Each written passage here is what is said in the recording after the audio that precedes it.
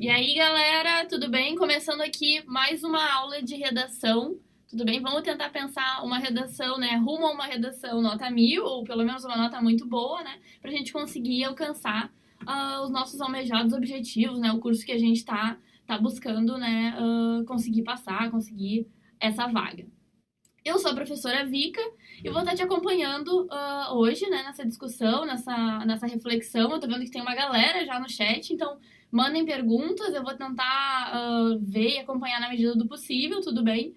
E o propósito desse nosso encontro aqui é de pensar alguns passos, né? Porque o que acontece é que muitos de vocês, muitos estudantes, chegam lá no dia da prova e se deparam com aquela folha em branco e não sabem muito bem o que fazer com aquilo, né? E a minha ideia é fornecer, é pensar com vocês alguns passos, né? E são 4, mais ou menos 5, para a gente tentar montar essa redação da melhor forma possível, né? Para oferecer para o nosso corretor uma redação que tenha um certo conteúdo, que tenha uma certa criatividade, que tenha uma certa criticidade e que, além disso, ela seja um texto organizado, porque muitas vezes isso é bastante comum. Muitas vezes os estudantes sabem também bastante coisa, bastante informação sobre um determinado assunto, e aí eles vão botando essas informações e elas ficam um pouco caóticas dentro da redação, e aí isso tira um pouco da nossa nota. Então, hoje a gente vai pensar basicamente nesses 2 aspectos, né? Nesses 3 aspectos, para ser mais específica, né? Que é a questão da criatividade, e a gente vai pensar o que é criatividade,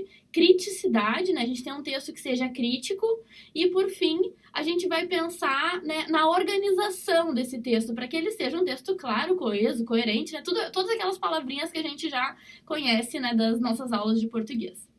Galera, eu vou pra mãozinha agora e vou ficar tentando acompanhar aqui mais ou menos o chat com vocês, beleza?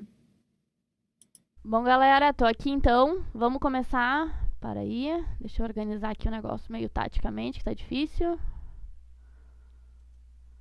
Bom, eu vi já que a Amanda Dias falou, né? Não consigo organizar meus argumentos. Amanda, esse é a questão de todos nós, eu acho, né? Quando vamos escrever uma redação, a gente não sabe bem para que lado correr, né? Como organizar isso no papel, como organizar as coisas que a gente pensa num papel. Mas, muita calma nessa hora, é para isso que estou aqui hoje, né? Se não ficar claro no final, eu retomo, anotem as dúvidas de vocês e enviem aqui no chat. Bom, vamos lá então, né? Meu propósito é pensar, olhar para aquela folha em branco, que desenha uma folhinha em branco, e, né, tentar sair dessa pergunta, né? Como começar? O que eu faço agora? Eu me dei de cara com essa folha em branco, o que eu faço agora? E eu tô falando de antes mesmo da gente começar a botar a caneta, né, no papel e começar a escrever, porque isso é muito comum. Muitos de vocês olham pra folha em branco e já, bum, bum, bum, vou sair falando isso tudo aqui que eu acho sobre o assunto. E aí isso vira quase que um fluxo de consciência, né? Uma coisa meio que algumas pessoas chamam de método Chico Xavier, né? Como se tivesse baixado um espírito e naquele espírito sai a informação. E não é bem assim, né? Que a gente escreve uma redação, um texto organizado. E quando eu falo redação aqui, é porque eu tô pensando na redação Enem especificamente. Mas eu posso estar pensando e falando sobre qualquer tipo de texto, porque todos os textos, eles pressupõem uma certa criatividade, eles pressupõem que o autor ou a autora seja crítico, eles pressupõem que esteja organizado, porque não vamos esquecer, né? O nosso texto, ele é só um texto. O corretor, ele tem acesso a só isso daqui, é só esse papelzinho, essas 30 linhas, para eu dizer o que eu acredito, né? Para eu dizer o que eu acho importante, para eu informar para ele tudo o que eu penso sobre esse assunto, né? E aí, então, a gente tem que sempre pensar numa forma de completar isso daqui para não deixar o meu corretor na dúvida, né? Para não deixar ele com lacunas, né? Não deixar as minhas frases, a minha organização do meu texto lacunar, para que ele tenha que preencher, porque, né, certamente o corretor não vai preencher essas lacunas. Então, meus queridos, vamos lá, né? Como eu comecei falando para vocês, eu quero aqui hoje apresentar uma espécie de método de escrita, tudo bem? Um método de escrita. Só que, antes de apresentar de fato o método de escrita, eu quero deixar claro para vocês que cada um, né, cada autor ou autora tem o seu próprio método de escrita, né? E a gente só chega no nosso próprio método de escrita a partir de treinamento, né? Treinando. Então a gente vai treinar o ano inteiro, né? E na verdade era pra gente treinar durante toda a nossa formação escolar. E a gente tem sempre que escrever, quando a gente for escrever, sempre de forma reflexiva, né? Sempre tentar pensar no próprio ato da escrita, né? Como é que eu gosto de escrever? Eu gosto de ler vários textos sobre o assunto antes e depois escrever, ou eu gosto de anotar coisas e depois escrever? Como é que eu planejo meu texto ou eu não planejo meu texto, né? Como eu faço isso? Então, pensando que cada um de vocês é uma individualidade, é uma singularidade, bom, cada um de vocês, logicamente, terá um método. Mas o que eu quero fazer aqui hoje com vocês? Eu quero pensar um método que, para mim, parece o método mais simples, o mais fácil, o mais lógico dos métodos, pelo menos para mim porque tem muito a ver com o meu próprio método de escrita, né? Para vocês terem uma organização desse pensamento. Talvez quando eu mostrar para vocês como eu faço as minhas redações, como eu treino a minha escrita, vocês desenvolvam o próprio método de vocês. Então aqui vai ser o treinamento a partir de uma proposta específica, né? E se vocês estão curiosos em relação a qual proposta, eu vou estar falando da redação Enem 2016. Muitos de vocês também acham, acredito, que é inútil falar de um tema que já caiu, porque ele não vai cair novamente. Mas, queridos, calma, não existe necessariamente uma inutilidade nisso, porque a gente está pensando num processo de escrita. E não é porque um tema especificamente caiu, que é a questão da intolerância religiosa no Brasil, que ele não pode ser rearticulado e repensado de outra forma. Por exemplo, na primeira aplicação caiu a questão dos caminhos para combater a intolerância religiosa no Brasil, e na segunda aplicação da prova do Enem, caiu os caminhos para combater o racismo no Brasil. Então, temas que são muito afins, né? E percebam como esses temas que são afins também são afins ao tema de 2015, né? Que era a violência contra a mulher na sociedade brasileira. Então notem, né, que é sempre uma perspectiva bastante social que a gente vai ter no Enem. Então é sempre interessante a gente estar trabalhando com esses temas sociais, né? E aí, para deixar claro aqui, né, eu estou pensando formas de ter uma redação criativa, né? Formas de ter uma redação organizada. E aí, por fim, né, mas não menos importante, certamente, formas de compreender a proposta. Isso daqui é algo que desconta muita nota dos estudantes, porque vocês acabam, né, viajando um pouco na maionese, fugindo um pouco do que está sendo pedido ali e indo para outros lados e pensando outras coisas, né, e tangenciando de certa forma o tema. Um outro aspecto que é extremamente importante, né, e aqui eu estou falando especificamente da competência 2, né, que diz respeito à questão da compreensão do tema, mas também diz respeito à tipologia textual, argumentativo. Então, o que acontece aqui, né? Dissertativo argumentativo, o que isso diz para vocês? Não diz muito, né? Mas vou deixar claro que quando eu estou falando de dissertativo argumentativo, eu tenho que ter em mente qual o tema que eu estou trabalhando, tudo bem? E aí a necessidade de compreender essa proposta. A partir desse tema, desenvolver a minha tese, né? A minha opinião, né? O meu ponto de vista, o que eu acho, o que eu penso sobre um assunto, por meio, e aí isso é muito importante para qualquer discussão, por meio de argumentos. O que isso quer dizer, queridos? Quando a gente está numa discussão, que seja qualquer uma, seja uma discussão no Facebook mesmo, né? Quando eu acho que eu tenho razão sobre uma determinada coisa, quando eu acredito que uma determinada coisa é melhor do que outra coisa, né? Uma discussão que tem dois lados ou mais lados, né? Mas em geral a gente tende a ver os dois lados principais. Como é que eu vou dizer para a pessoa com quem eu estou argumentando que a minha opinião ela é melhor, ela é a certa, ela é mais certa? Queridos, por meio dos argumentos, né? Então pensem muito na redação de vocês. Eu acho que funciona muito bem pensar a redação de vocês, pensar a escrita do texto de vocês, como se fosse uma discussão no Facebook. Então, quando vocês estão lá, vocês vão precisar dos argumentos para defender o ponto de vista de vocês sobre um assunto. Claro que na fala, na oralidade, a gente consegue se articular muito melhor, né? E gesticular, e falar alto, falar mais baixo, e se posicionar mais claramente, né? Mas o Facebook é uma ferramenta interessante porque a gente se posiciona por meio da escrita, né? A gente tem que escrever um texto.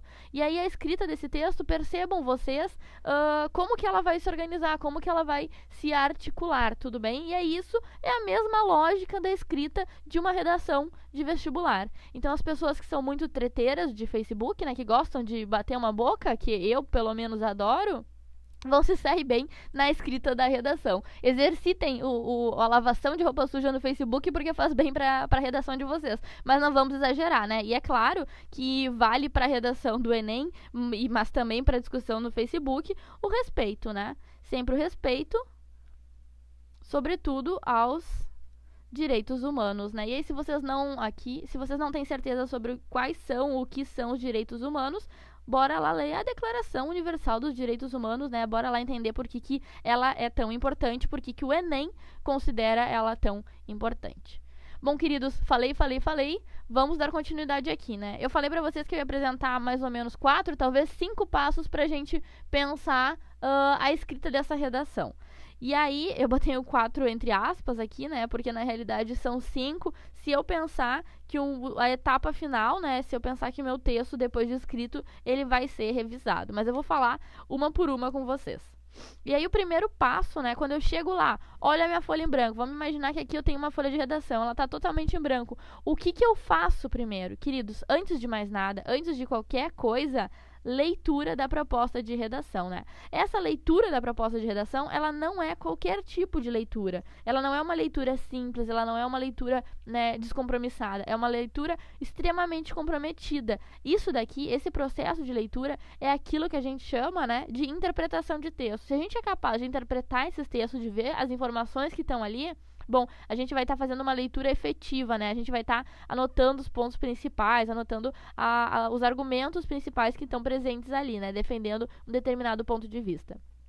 E a minha sugestão bastante pessoal em relação a esse tipo de leitura é que ela seja uma leitura grifada. E eu vou mostrar para vocês quando eu estiver lendo com vocês a proposta de redação do Enem 2016. Mas uma leitura grifada nada mais é do que marcar as informações mais importantes. Ah, professora, mas eu não consigo, eu não sei, eu nunca sei direito quais são as informações mais importantes.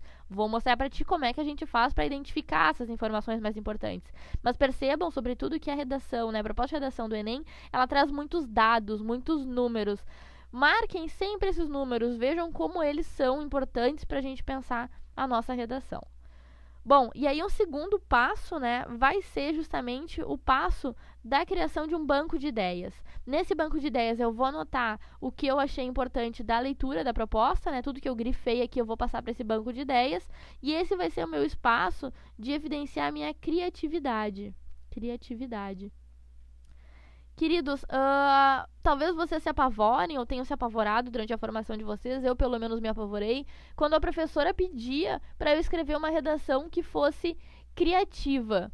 Bom, eu ficava, meu Deus do céu, né? Como é que eu vou escrever uma redação que vai ser criativa aqui em 1h30, correndo com a minha vaga para a universidade em risco, né? É uma pressão danada que a gente tem nesse momento, né? Mas a criatividade, ela diz respeito a conseguir ser capaz de perceber o mundo ao nosso redor, né? E de ter, trazer e apresentar argumentos que se distanciem do senso comum. É isso que é criatividade. Não é simplesmente tu escrever um texto completamente elaborado, completamente impossível de compreender, mas sim que o seu texto seja criativo, ao mesmo tempo que seja crítico em relação ao mundo, né? E nós vamos ver como chegar nessas articulações. Bom, aqui eu tô só no âmbito das ideias, dos sentidos, dos argumentos, das informações. Agora, bom, chegou a hora, né? Chegou a hora de organizar um plano de texto, tudo bem? O plano de texto. E o plano de texto, ele vai ser pegar essas informações, pegar essas reflexões e organizar elas. Organizar qual é o tema, né? Identificar qual é o tema, qual vai ser o meu posicionamento frente a esse tema, quais serão os argumentos que eu vou usar, qual será a proposta de intervenção para resolver essa problemática, né? Aqui é que eu vou definir o que vai ficar em cada parte, né? Lembrando que uma redação, ela em geral, ela é dividida em 4 partes, né? Então, uma introdução, desenvolvimento 1, desenvolvimento 2 e uma conclusão. Tentar entender, né, o fechamento ou a proposta de intervenção. Entender o que vai em cada uma dessas partes.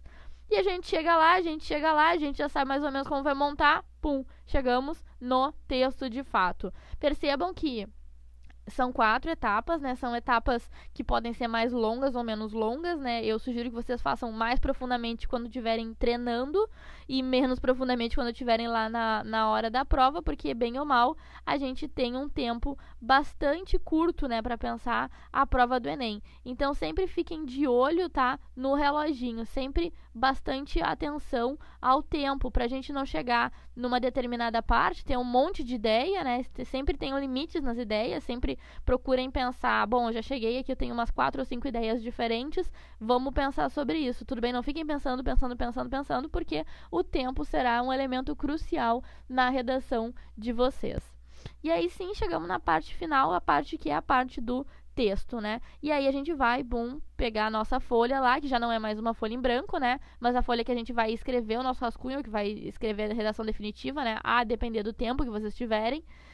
E se conseguirem fazer um rascunho, né? Daí o passo número 5 seria revisar esse rascunho, né? Ter uma revisão desse rascunho. Eu tô vendo que tem muitas perguntas aqui no chat. Eu vou dar uma olhadinha aqui.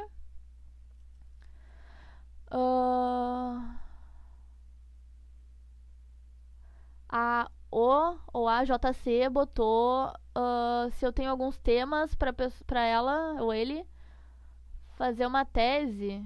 Eu não entendi muito bem essa pergunta, na verdade. Bom, galera, voltei aqui, todo mundo me ouvindo. Vamos lá. Ai, quanta coisa, quanta pergunta, queridos. Estou falando com vocês aqui. Deu um pequeno probleminha técnico, mas já voltamos, né? Aqui. Olá, todo mundo chegando no YouTube. Pessoal do Me Salva também.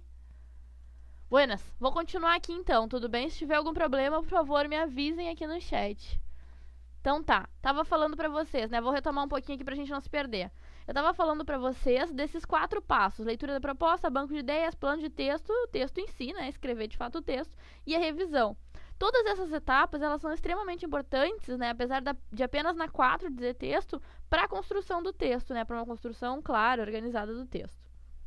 Então, o primeiro passo é entender, desvendar qual é a proposta da redação, né? E aí, a proposta da redação, ela vai se basear aqui no Enem, justamente, né? Em entender algumas questões, como, por exemplo, né?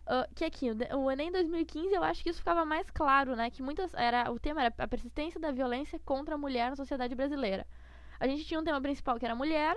Depois era violência, sobre o que a gente tinha que falar, então tinha que ser mulher e violência. Mas não só isso, a questão era a persistência da violência. E aí aqui, né, como a redação, ela certamente é sobre intolerância religiosa, tudo bem? Esse aqui é o nosso tema que é central, é a coisa mais importante de se entender sobre o assunto. Mas algo que deve ser levado em consideração é que a redação pedia para a gente pensar caminhos para combater, né? Então, o próprio tema ele já evidencia uma necessidade de uma proposta de intervenção, né? Como é que eu vou combater a intolerância religiosa, né? E aí, nesse caso, num espaço, né, que é bastante comum na redação, não é nenhum espaço bastante específico, que é o espaço do Brasil, né? Que é pensar no Brasil. Isso quer dizer que eu não posso trazer exemplos dos Estados Unidos? Quer dizer que eu não posso trazer exemplos de outros lugares, queridos? Com certeza pode. É ótimo que se traga e que se pense né, o mundo como um todo e não simplesmente o Brasil. Mas não esqueçam sempre de trazer pro nosso espaço. Bom, eu tô lendo aqui ao mesmo tempo o chat.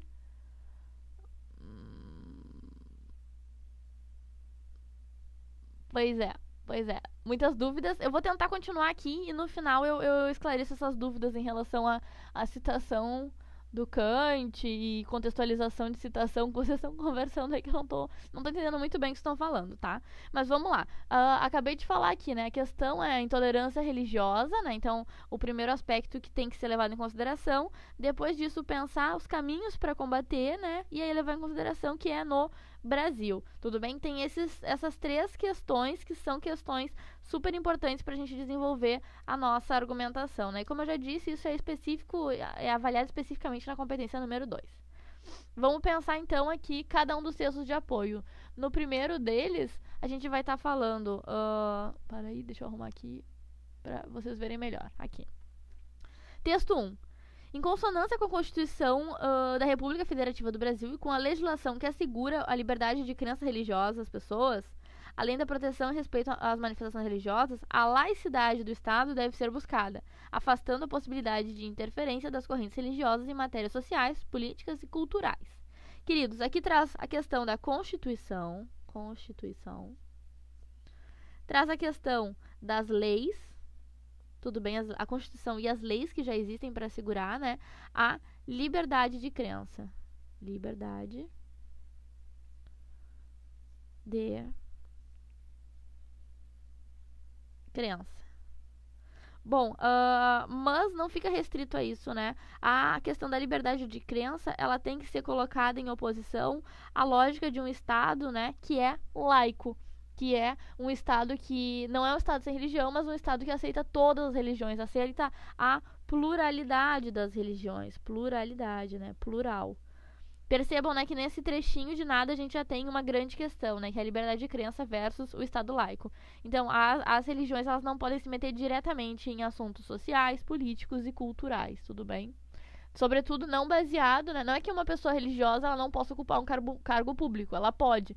Só que os dogmas, os ensinamentos, eles não podem direcionar para nessa perspectiva, tudo bem? Então tem que tomar um certo cuidado, né? E é uma discussão bastante complexa essa, né? Como que alguém vai ser algo e não vai botar isso no seu fazer político, por exemplo, né? Bastante complicado. Texto 2, então, né? O direito de criticar dogmas e encaminhamentos é assegurado pela liberdade de expressão. Antes a gente falou em liberdade de crença, agora a gente está falando em liberdade de expressão. Tá?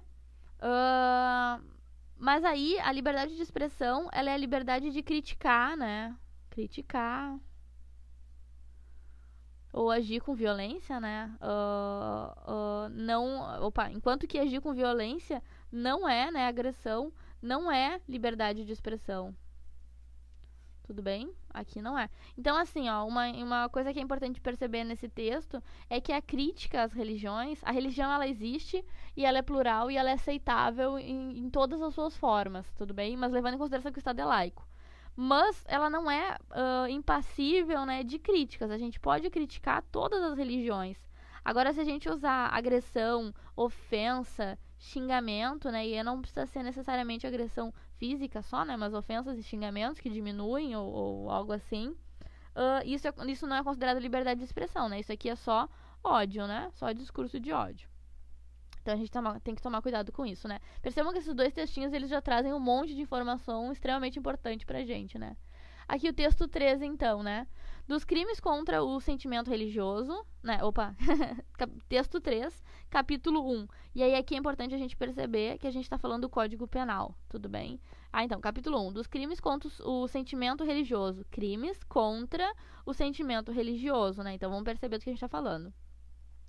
Ultraje a culto, impedimento ou perturbação do ato a ele relativo, né? Então, quando a gente tá, por exemplo, se a gente estivesse numa missa, uma missa católica, e entrasse alguém, sei lá, gritando ou xingando ou vociferando coisas, essa pessoa, ela estaria sujeita a pagar por esse crime, né? Mesmo assim, e aí isso é válido para, né, todas as religiões. Todas as religiões. Né? E aí, então a gente tem que tomar cuidado, porque às vezes algumas religiões não são levadas em consideração, porque elas são vistas só como cultos e tal, como cerimônias e não como uma religião, mas são, né? Sobretudo as religiões de matriz africana, né?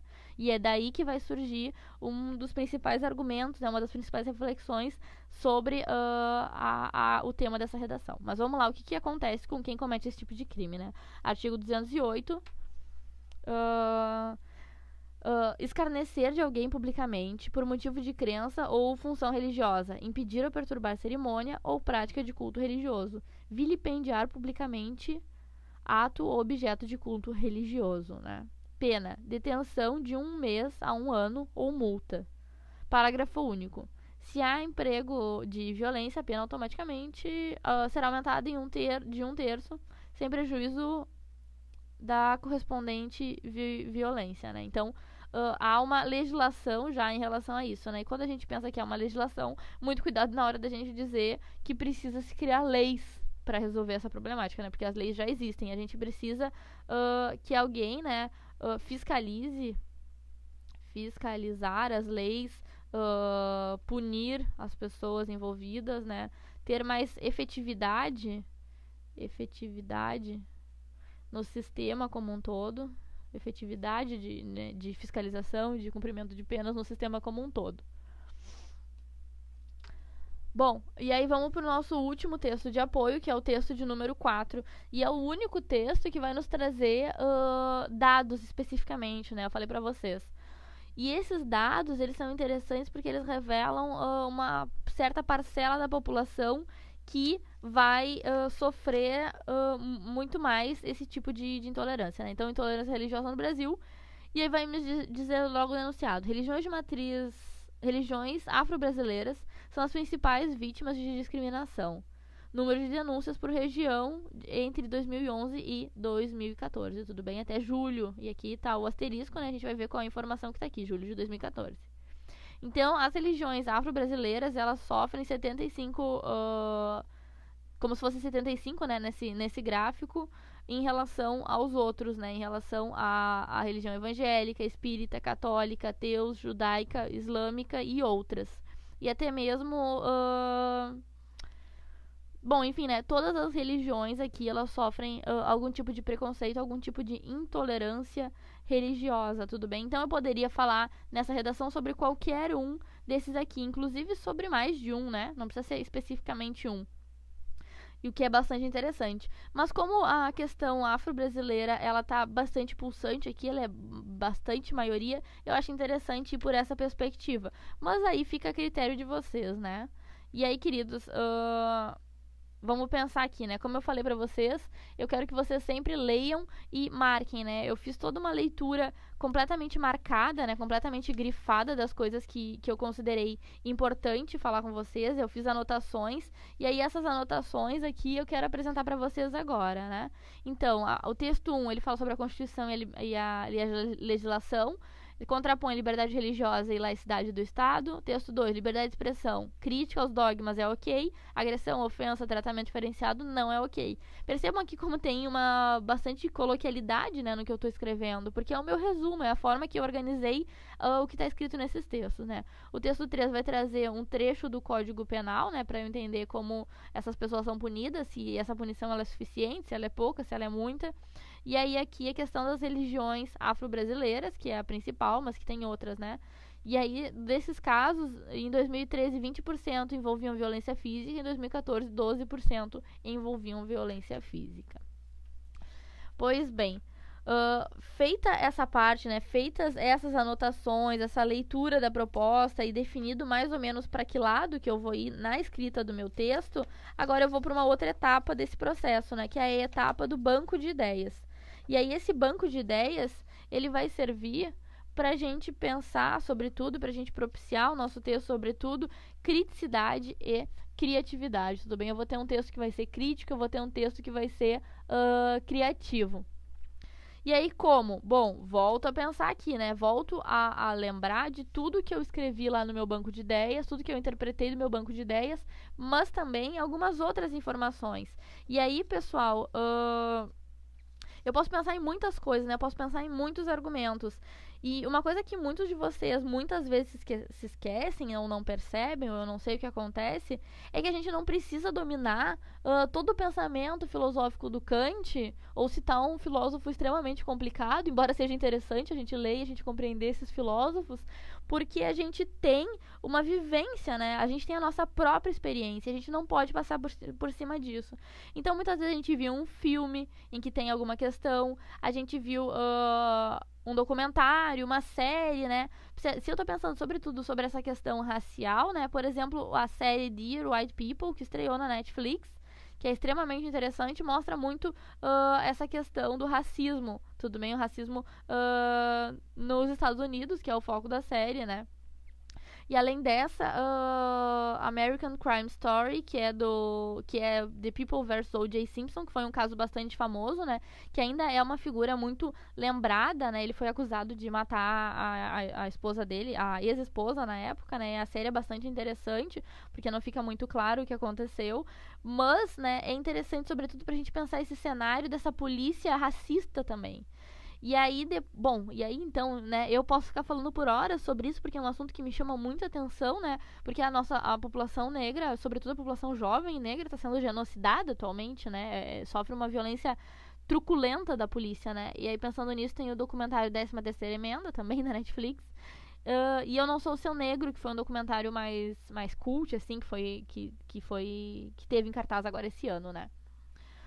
Bom, pensando, né, nessas histórias, e aí eu trago alguns filmes também, né, Histórias Cruzadas, Estrelas Além do Tempo, né, Cor Púrpura, para pensar a questão do negro na sociedade. Claro que nenhuma delas aqui, nenhuma dessas referências, ela tá pensando especificamente a questão da religião, mas talvez seja interessante relacionar com a questão histórica, por exemplo, as religiões de matriz africana, né, as religiões afro-brasileiras, a gente pode dizer também, elas sofrem preconceito, né? Sofrem esse tipo de intolerância disparadamente, né?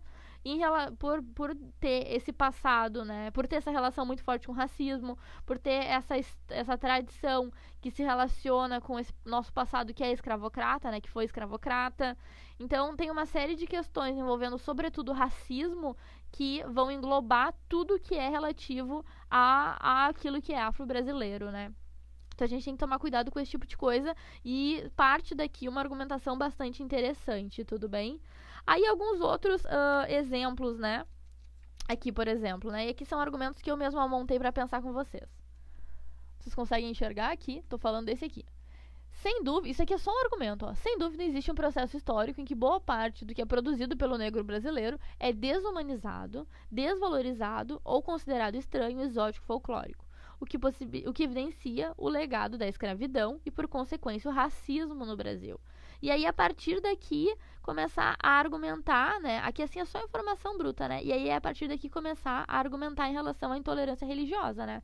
Nesse sentido, a questão da religião afro-brasileira também segue a mesma linha, babá. Entendem? Aqui é simplesmente o argumento. Depois disso, né, a gente pode pegar exemplos, né, coisas que a gente viu no noticiário mesmo, né, pra gente conseguir pensar essas situações. Então, uma coisa que eu vi no noticiário, né, pra preparar esse nosso encontro, eu pensei, foi justamente aqui, ó. Aqui eu tenho 2 casos, né. Dia 14 de junho de 2015, e eu não preciso, claro que tem muitas informações, né? E aí a lógica é justamente a gente conseguir falar coisas que consigam ficar na nossa cabeça. Se eu não sei que o tema da redação vai ser sobre racismo, vai ser sobre intolerância religiosa, provavelmente eu não teria decorado esse dado. Mas às vezes a gente lembra, né? Sei lá, um caso que ficou muito famoso na mídia, o caso do rapaz que foi amarrado a um poste e espancado até a morte, né? Isso são coisas bastante peculiares, né? Bastante que ficam na nossa mente. E aí, esse caso da Kailane Campos, né, de 11 anos, olha só o que aconteceu com ela. Dia 14 de junho de 2015, Kailane Campos, de 11 anos, foi atingida por uma das pedras atiradas contra ela na zona norte do Rio, quando voltava de um culto de candomblé. Os responsáveis pelo ato foram 2 homens que estavam em um ponto de ônibus. Além de atirarem pedras contra o grupo de religiosos, os homens fizeram vários insultos e fugiram embarcados em ônibus, né? Então, aqui é bem uma notícia mesmo, né? Mas eu posso rearticular ela e pensar, ou apresentar na minha redação da seguinte forma, né? A intolerância religiosa no Brasil é algo muito presente ainda nos dias de hoje. Podemos pensar no caso da menina que foi apedrejada na parada de ônibus por pessoas quando voltava de um culto de candomblé. Bom, isso é só informação, né, queridos? Isso é só a informação bruta do meu banco de ideias, das coisas que eu pesquisei e que eu pensei sobre isso. Mas percebam como a gente pode facilitar, né, e repensar e rearticular e organizar um bom argumento em relação a isso, né? Aqui um outro que é bastante interessante, né? Dados compilados pela Comissão do Combate à Intolerância Religiosa do Rio de Janeiro mostram que mais de 70% de 1.014 casos de abuso de ofensas, abusos e atos violentos registrados no estado, né? Então aqui no estado do Rio de Janeiro, né? Entre 2012 e 2015 são contra praticantes de religião de matriz africana, né? Então no Rio de Janeiro o cenário ele vai se manter mais ou menos o mesmo, né? Do que é o cenário nacional, né, que era da pesquisa que o próprio texto de apoio nos mostrava. E aí aqui eu quero mostrar mais um para vocês, que eu acho que esse argumento ele é muito interessante porque ele pode ser usado em vários temas, né. Conforme previsto pela Constituição brasileira, todos são iguais perante a lei, independente de cor, raça ou gênero, sendo a isonomia salarial aquela que prevê o mesmo salário para que desempenham a mesma função, também garantido por lei. No entanto, o que se observa em diversas partes do país é a gritante diferença em salários entre homens e mulheres, principalmente se essas forem negras, né? Então, uma questão do racismo, mais uma vez, e aí percebam como o começo do argumento ele serve, né, para pensar que todos somos iguais, porém tratados diferentes, né? E aí a questão salarial, ela pode ser descartada, ou ela pode ser pensada para uma outra redação, como por exemplo na redação de violência contra a mulher, né? Então percebam como a gente articular o nosso conhecimento é importante pra gente construir uma redação qualificada. E aí, por fim, aqui no banco de ideias, como não vai dar tempo da gente falar sobre tudo que eu pesquisei sobre isso, eu vou indicar 2 nomes, tudo bem? Um deles é a Sueli Carneiro, que é uma pesquisadora que fala sobre o negro na sociedade brasileira, que vai discutir um conceito bastante interessante que é o de branquitude, né? Entender o que isso quer dizer. E outra que é uma articulista também, também pesquisadora e tal, uma mulher incrível, que é a Djamila Ribeiro. As duas falam sobre a questão do negro na sociedade brasileira. Então são 2 pessoas bastante interessantes. Não, se vocês tiverem aquela preguicinha e tal de ler os textos, deem uma olhada no YouTube. Elas têm uns vídeos, umas palestras bem interessantes. Agora, alguém tinha me perguntado antes, né? Bom, como é que eu faço pra botar tudo isso? Olha a quantidade de informação que eu tenho aqui, e é só do meu banco de ideias, numa redação que vai ter só 30 linhas, né? Como é que eu faço pra organizar isso? E aí a gente chega no momento crucial, que é a organização disso de fato, né? A gente vai pensar aqui, bom, eu tenho um plano de texto, né? Eu tenho que fazer um planejamento de texto. O que acontece aqui, né? Vamos ler a proposta da redação em si. Só um minutinho.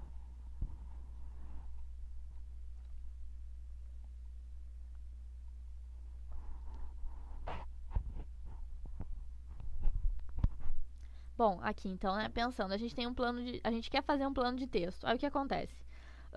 O que diz a nossa comanda, né? A partir da leitura de textos, dos textos motivadores, né? Então, pra gente entender o tema da redação, a gente vai ter que fazer a leitura dos textos motivadores ou textos de apoio. Textos, aqui não sei se vocês estão vendo. Pronto, textos de apoio. Mas, com base nos conhecimentos construídos, né? Então, no nosso próprio repertório, tudo bem? E repertório de conhecimentos, né? Conhecimentos, aquilo que eu tava falando pra vocês, né? O que eu vivi, o que eu sei, o que eu não sei, o que, né, eu ouvi falar, mas sempre tentando ser crítico em relação a isso, né?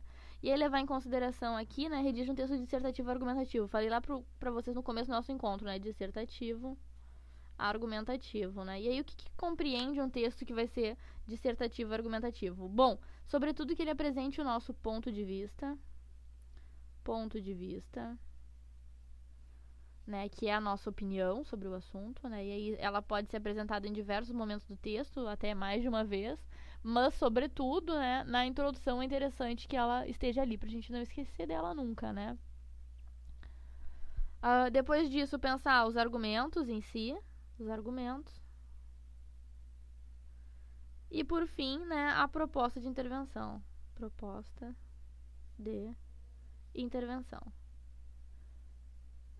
Percebam que isso tudo tá explicitado aqui, né? Não sou eu que estou dizendo, tá explicitado, né? O tema, os caminhos para combater a intolerância religiosa no Brasil, apresentando a proposta de intervenção que respeite os direitos humanos, né? Então aqui vamos chamar atenção para os direitos humanos. Então eu não posso dizer que um é melhor do que o outro, que um é mais, né, merece ser apanhado e o outro não. Então, muito cuidado com isso, tudo bem? Selecione, organize e relacione de forma coerente e coesa argumentos em defesa do seu ponto de vista, né? E aqui fica claro a questão do ponto de vista, tudo bem? Não é simplesmente um texto que é informativo. Bom, então vamos pensar como de fato, né? Pensando nessas características, né, nessas questões que a gente tem que pensar para fazer um plano de texto, vamos pensar. Qual a minha opinião sobre o tema em questão, né? O que vocês acham que pode ser a opinião de vocês? Pensando nessa redação, Enem 2016. Qual a opinião de vocês sobre esse assunto? E percebam como o próprio tema ele já nos indicia, né? Já nos encaminha para ter uma opinião, né? Que é os caminhos para combater a violência. Então, a minha opinião sobre esse tema é que a gente consiga, de fato, né, combater a violência, né? Combater, não é violência, né? Combater a intolerância religiosa no Brasil. E aí, mas por quê? Por que eu acho que esse tem que ser o meu argumento, né? E aí sempre se questionem. Quando a gente pergunta, tá, mas por quê, né? Bem aquela coisa de criança. Ah, mas por quê? Mas por quê? Mas por quê? Bom, queridos, por quê vai assegurar uma certa criticidade ao texto de vocês. Por que eu acho que a gente tem que combater a intolerância religiosa no Brasil? Justamente porque há uma liberdade, né? Liberdade de crença, né, assegurada pelo Estado laico, né, pelo Estado laico. Eu acho que também, né, né, de acordo com os próprios textos de apoio, né, entender que é a premissa da democracia, né, a igualdade, por exemplo, né, então todos devem ser tratados de forma igualitária, por exemplo. Esses são alguns dos pontos, né, que me levam a crer que combater a intolerância religiosa no Brasil deve ser o meu ponto de vista, né, e não simplesmente ignorar a intolerância religiosa, dizer que não existe intolerância religiosa ou dizer que não é um problema tão grande, né, isso não vai me levar a nada, né. Bom, então, o meu ponto de vista, né, qual a minha opinião sobre esse tema, é que a gente deve combater a intolerância religiosa no Brasil justamente pela liberdade de crença, né, pela igualdade, pela premissa da democracia, né, democracia brasileira. Então, aqui, né, mas aí vamos pensar os argumentos, né, o que me faz pensar dessa forma, por que eu acho que eu devo combater o racismo, né, e aí eu posso trazer a Constituição, eu posso trazer tudo aquilo que eu apresentei para vocês anteriormente, né, no meu banco de ideias. E aí vamos pensar aqui num desses argumentos. Eu posso trazer, por exemplo, o que me faz pensar que se deve combater a intolerância religiosa é justamente casos como o da Kailane Campos, de apenas 11 anos. Então, esse vai ser um dos meus argumentos, pode ser um dos meus argumentos. Outro dos meus argumentos pode ser certamente um filme ou uma série ou alguma coisa assim, né? Eu posso usar aquele argumento bastante impactante, né? Que é a herança do racismo, né? A herança que o racismo deixa, né? A escravidão deixa enquanto racismo na nossa sociedade. Esse daqui vão ser os meus dois argumentos, porque os dois vão no sentido de corroborar a minha tese, o meu ponto de vista, de que a gente deve combater o racismo ou a intolerância religiosa no Brasil, justamente, né, mais uma vez por causa da crença religiosa, liberdade de crença religiosa, liberdade, igualdade e democracia, né. E aí, como resolver esse problema? Bom, queridos, aqui a gente pode ir parte por parte, né? Mas pensar que casos como esse, sobretudo, as penas elas devem ser mais rígidas, talvez, né? A gente deva pensar em uma outra estruturação mesmo de combate ao racismo, né? De combate à intolerância religiosa. Se eu não quiser pensar simplesmente o racismo, se eu não quiser pensar as religiões afro-brasileiras, porque eu não conheço muito sobre, porque eu não sei muito sobre, queridos, vocês podem pensar, por exemplo, nas religiões evangélicas, como é que se organiza, né? Como a intolerância ela funciona para ir. Só que daí não dá para usar esses argumentos aqui, né? Porque esses argumentos são de base em relação à intolerância afro-brasileira. Daí vocês vão ter que pensar nos próprios argumentos de vocês. Então, entendam essas pequenas diferenças, tudo bem? E aí, por fim, aqui então, né? Decidido, né? Definido quais serão os meus argumentos, eu vou olhar para uma forma de resolver, né? E aí era o que eu estava falando para vocês. Como que eu vou resolver isso? Eu vou dizer que as penas têm que ser mais rígidas, né? Deve se fiscalizar mais, né? Deve-se... O que mais eu posso pensar em relação a isso, né? Eu devo pensar numa série de perspectivas em relação às penas. Bom, queridos, e aí vamos nos encaminhando aqui para a parte final. E aí, como eu falei, né, tudo é uma questão de sugestão, né? Tudo que eu tô falando aqui para vocês é uma questão de sugestão. Então, eu vou sugerir um formato de texto para vocês. Eu vou passar aqui um pouco mais rapidamente, que é um texto que vai ter introdução, né, certamente, desenvolvimento 1, desenvolvimento 2 e uma proposta de intervenção. Percebam aqui comigo, né? Na introdução, o que eu sugiro que tenha na introdução de vocês. Ai, chegou lá, meu Deus, não sei o que fazer. Não sei como lidar com esse tema. Bom, apresenta o tema, diz. A questão da intolerância religiosa no Brasil é uma questão muito séria, né? Eu vou falar...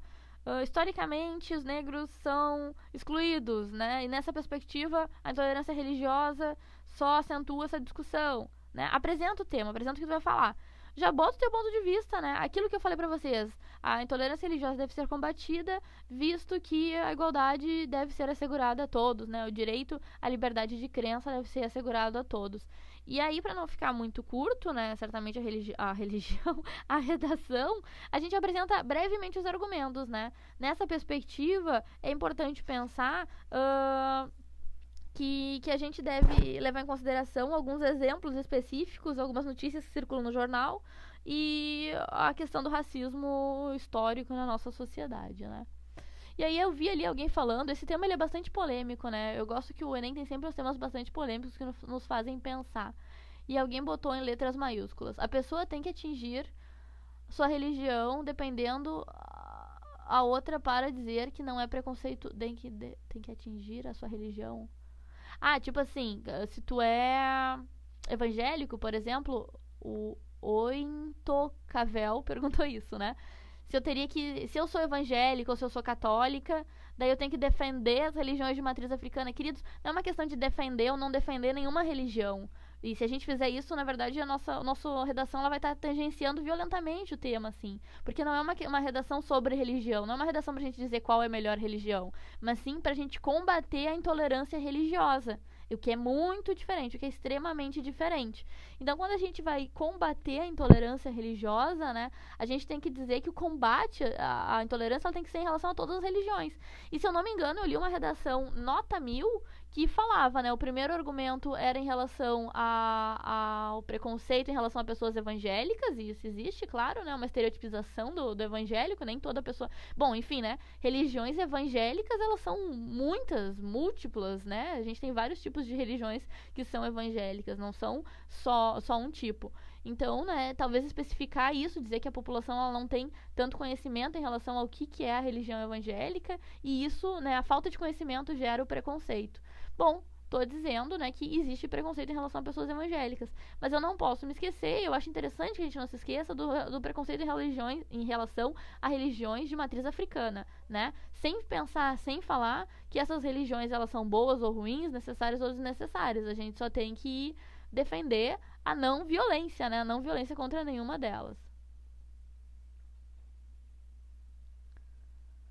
Ali alguém pediu, fala mais sobre a proposta. Andréia Medeiros pediu pra eu falar mais sobre a proposta. E se eu for preconceituoso e tiver argumentos que defendam a minha tese? Jacão... não dá pra entender o nome de vocês, tá bem difícil. Se eu for preconceituoso e tiver argumentos que defendam a minha tese...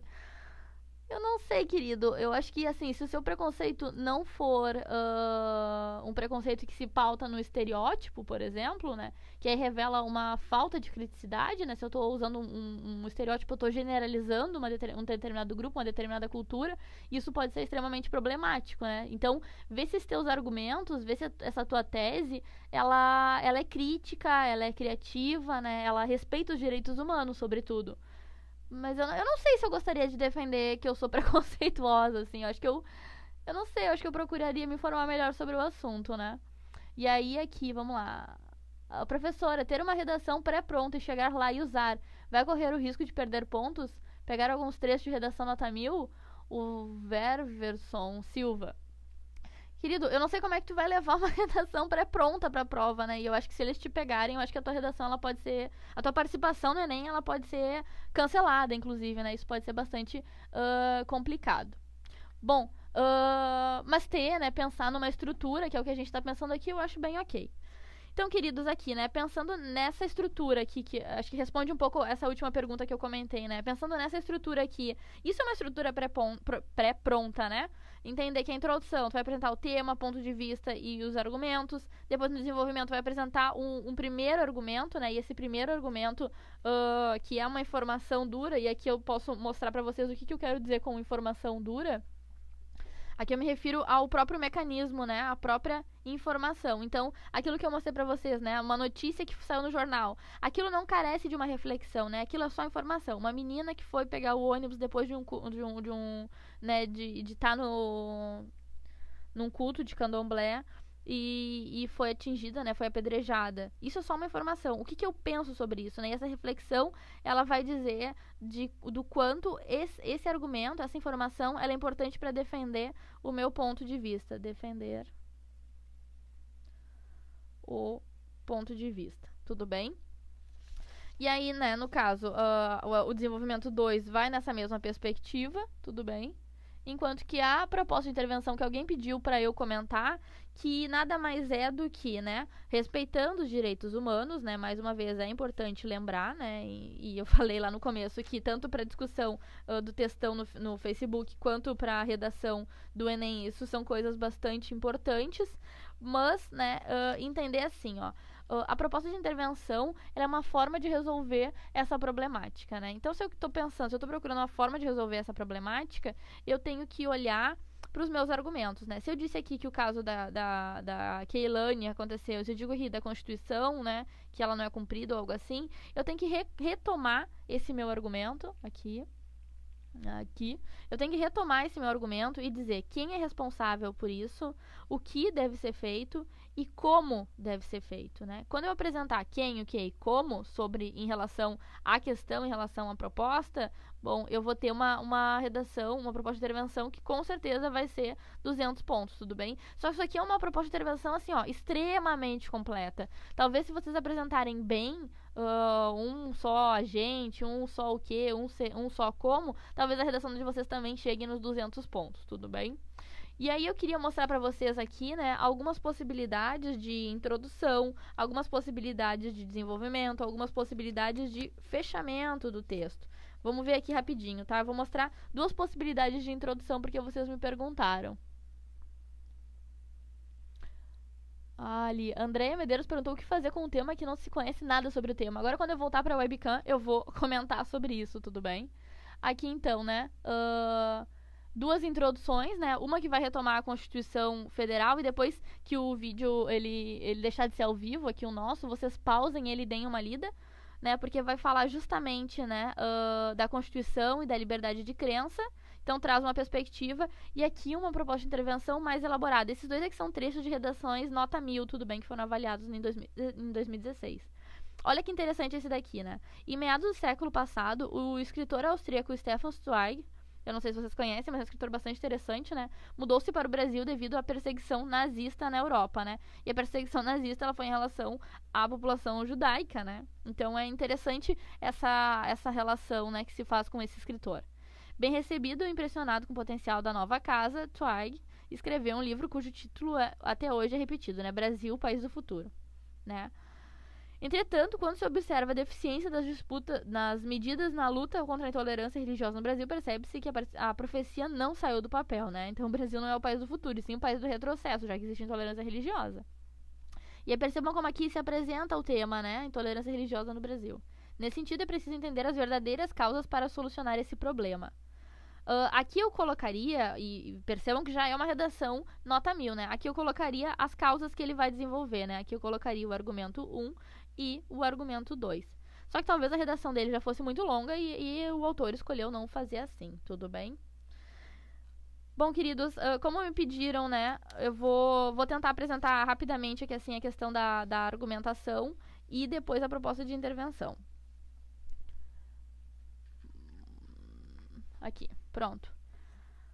Aqui, assim, é simplesmente 2 argumentos, né? 2 argumentos apresentados. E aí, vamos ver como eles são bem diferentes dos meus argumentos, né? Dos argumentos que eu usaria para fazer uma redação. Então, em primeiro plano, é necessário que a sociedade não seja uma reprodução da casa colonial, como disserta Gilberto Freire em Casa Grande, Senzala. Né? Então, aqui, né? Se afastando do passado colonial, se afastando do passado que é escravocrata, né? Escravocrata. Aqui. O autor ensina que a realidade do Brasil do século XIX estava compactada no interior da Casa Grande, cuja religião era católica, e as demais crenças, sobretudo africanas, eram marginalizadas e mantidas vivas porque os negros que lhe deram aparência cristã, né? Ele está falando de sincretismo religioso. Conhecidas hoje... Opa, tá aqui. Conhecidas hoje como sincretismo religioso. Tinha esquecido essa parte.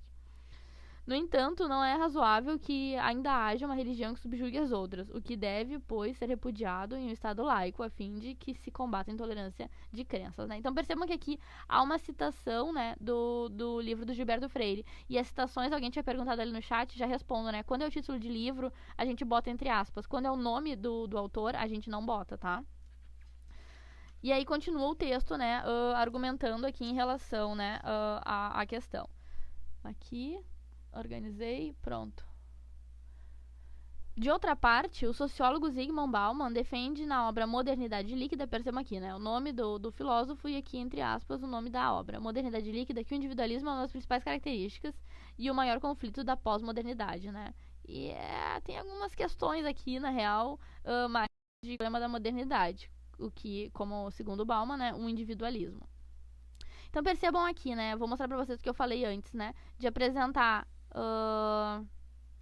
o pensamento do filósofo até aqui, né, e aqui assim apresentar a reflexão de fato. Reflexão, tudo bem? É assim mais ou menos que tem que se articular a argumentação de vocês.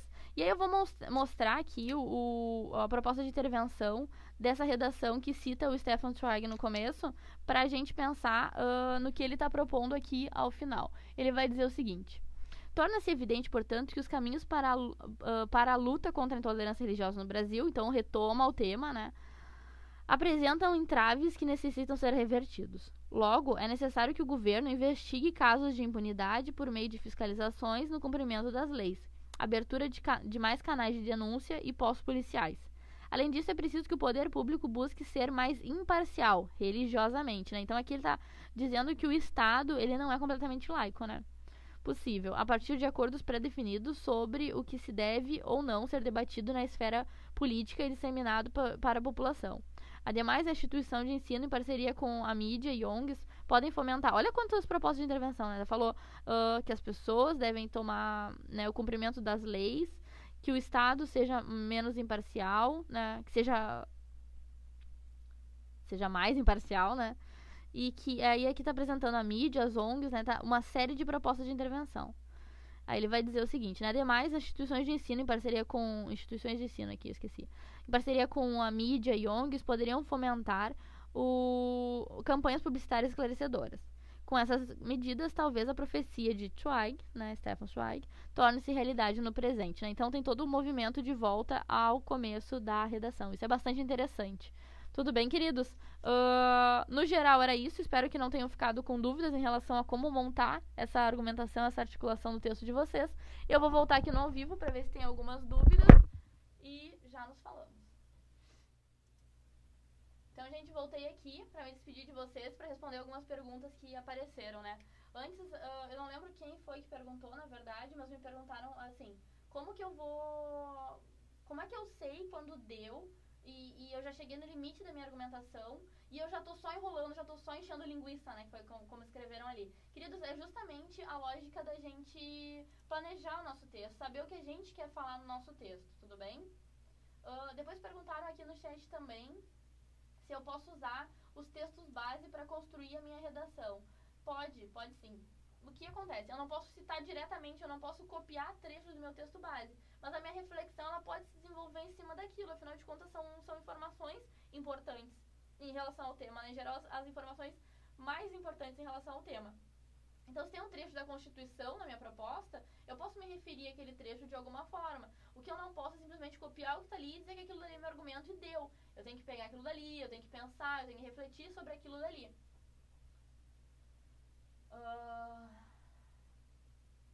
Falaram que um dos temas possíveis aqui vai ser sobre memes. Não sei se vai, talvez, né? É sempre possível. Também estão falando muito sobre bullying no chat. Eu acho que é uma grande possibilidade, na verdade, de tema de redação. Eu acho que deem uma olhada nisso. Tem umas séries que saíram aí pela Netflix, uma série de outras séries. A gente discutiu bastante isso esse ano, não só no Brasil, mas no mundo, né? Entender como que funciona esse cenário do suicídio, sobretudo suicídio infantil, que é algo muito sério. Dei uma boa pesquisada, é bastante interessante. Alguém tinha me perguntado alguma coisa, mas agora eu não vi. Eu não lembro mais. Mas aqui perguntaram se vai ficar salvo. Vai ficar salvo sim. O som está baixo, mas eu já estou gritando. Então, eu acho que é isso. Alguma pergunta de última hora? Não, eu acho que estamos bem aqui.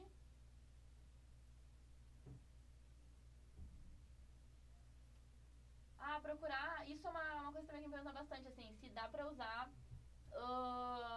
escrever texto em primeira pessoa. Eu acredito que sim, assim, eu gosto muito de escrever os meus textos, por exemplo, em primeira pessoa. Mas talvez seja mais seguro escrever em terceira pessoa. E aí uma das coisas que eu gosto de indicar para os meus alunos de evitarem é evitar um parágrafo dizendo eu acho que, ou eu penso que, eu acredito que. Claro que se a redação ela é de vocês, vocês que pensam, vocês que acham, vocês que acreditam, tudo bem? Não precisa repetir isso. Mas sim, busquem apresentar o argumento em si, né? Dizer, a partir do século XIX... No século XIX tivemos a Revolução Industrial. Esse é um argumento que serve para quase todas as redações, né? Que é o momento em que o nosso sistema político, econômico, ele vai se modificar mais fortemente. Então, para várias questões, a gente pode partir disso. Também perguntaram do título. A prova do Enem, ela não solicita título. Eu não botaria, assim, né? Eu não botaria porque eu acho que... Não sei, eu acho que é mais uma coisa pra gente pensar na hora da prova. Mas eu acho que se vocês pensaram no título muito bacana e tal, botem o título. Se vocês acham que tá bacana, só não pulem uma linha, tá? Continuem escrevendo na linha seguinte já.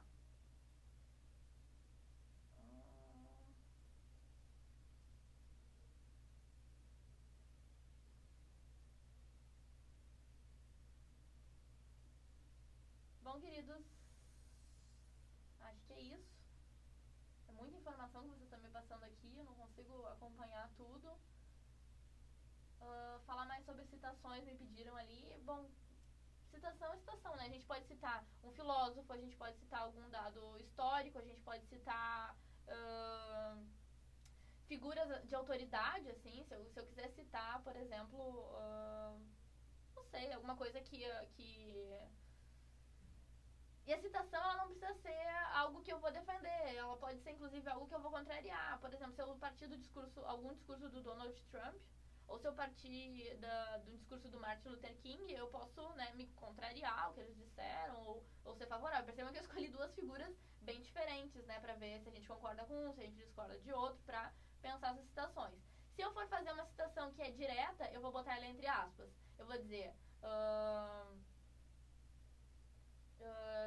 sempre penso na citação de Simone de Beauvoir, né? Ninguém nasce mulher, torna-se.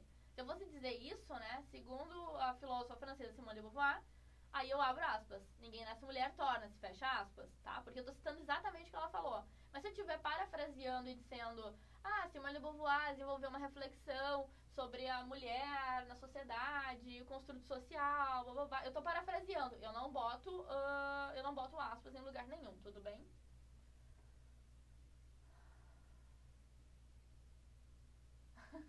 Falaram sobre a cura gay aqui, gente. É realmente complicadíssimo, né? Complicadíssimos tempos em que vivemos.